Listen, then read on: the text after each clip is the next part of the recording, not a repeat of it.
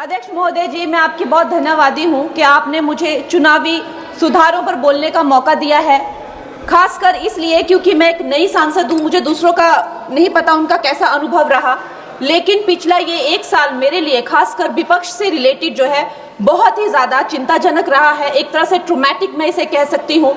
हर दिन इन्होंने यहाँ पे तमाशा किया है, हमारा दिल दहल जाता था इनको देखकर। एसआईआर ये वेल में उतर जाते थे। यहाँ पर इन लोगों ने डराना, धमकाना, धक्का मुक्की, ऐसा कोई इन्होंने किसी तरह की कोई बदतमीजी नहीं है जो एक भी दिन इन्होंने संसद भवन चलने नहीं दिया। हम जनता के प्रतिनिधि हैं, हम यहाँ पर उनकी आवाज लेकर आते हैं, हम कुछ सीखने आते हैं, हम नए सांसद हैं।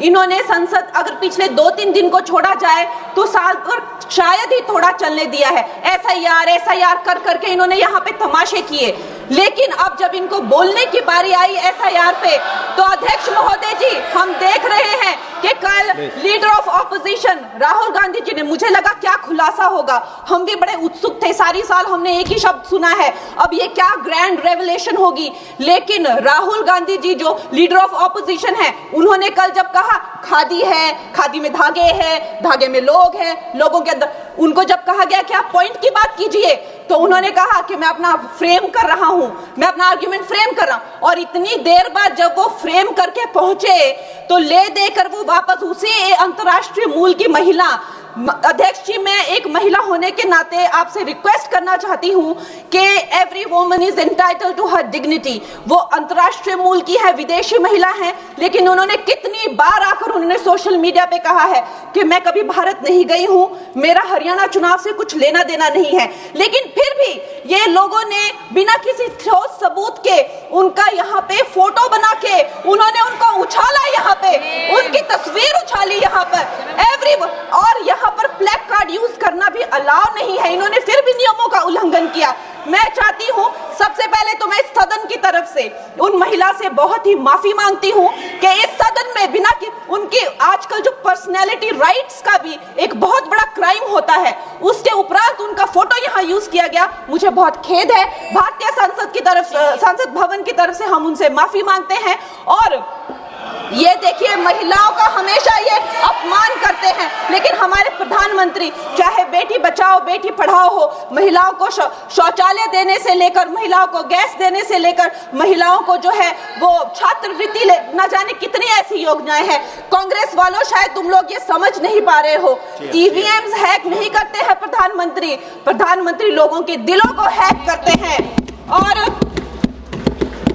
और ये लोग दुहाई देते हैं कि वो जो पुराने जमाने के दकियानूसी, वो जो चिट कागज पे लिखकर जो मतदान होता था वो सबसे अच्छा था।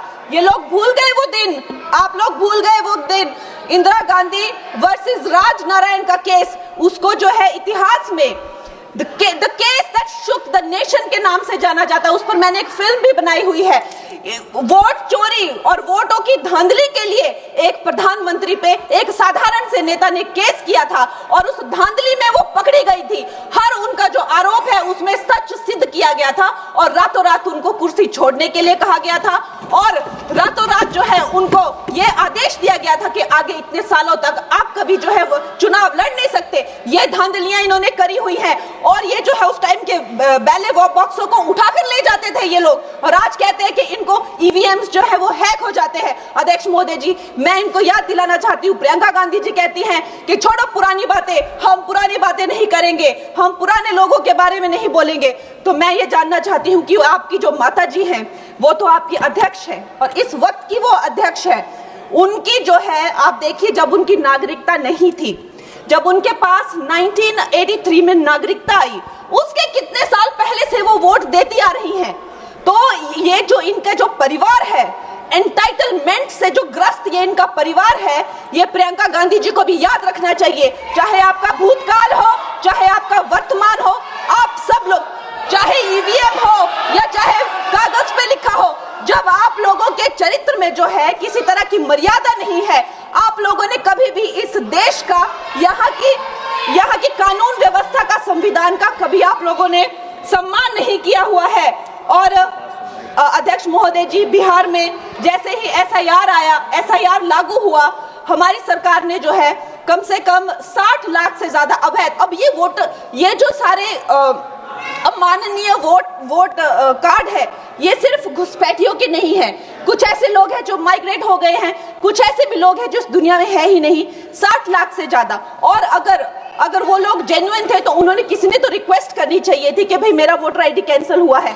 उसके उपरांत जो है 21 नए वोटर आईडी जो है उन्होंने दिए हैं।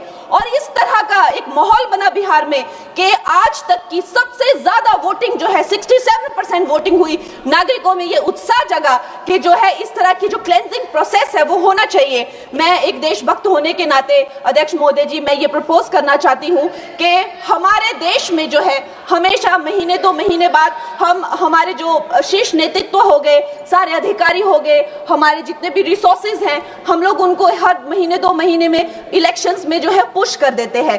इससे हमारे देश का बहुत ही भारी नुकसान होता है। और मैं ये चाहूंगी कि 1 नेशन 1 इलेक्शन, जो नरेंद्र मोदी प्रधानमंत्री जी जो कहते हैं कि एक वोटिंग जो है डेमोक्रेसी के उत्सव के रूप में, जैसे कि दिवाली होती है, होली होती है, उस रूप में मनाया जाए। क्योंकि ये सिर्फ सरकार का ही नुकसान नहीं है, 10,000 करोड़ से ज्यादा का जो नुकसान होता है सिर्फ वही नहीं है, लेकिन मुझे लगता है कि धीरे धीरे हमारे जो नागरिक भी है उनमें जो वोटिंग फटीक है, बार बार उन्हें जागरूक करना, बार बार कई जगहों से जहां वो काम करते हैं वहां से उनको ट्रैवल करके अपने नेटिव प्लेसेस पे आना और बार बार मार्केटिंग करके, it is exhausting for the whole ecosystem. तो मैं ये प्रपोज करना चाहती हूँ कि 1 नेशन 1 इलेक्शन को लाया जाए। और ये जो भी हमें जिस तरह की जो असुविधा होती है हर महीने 2 महीने में इलेक्शंस की, उससे जो है हम बच सकते हैं। जय हिंद।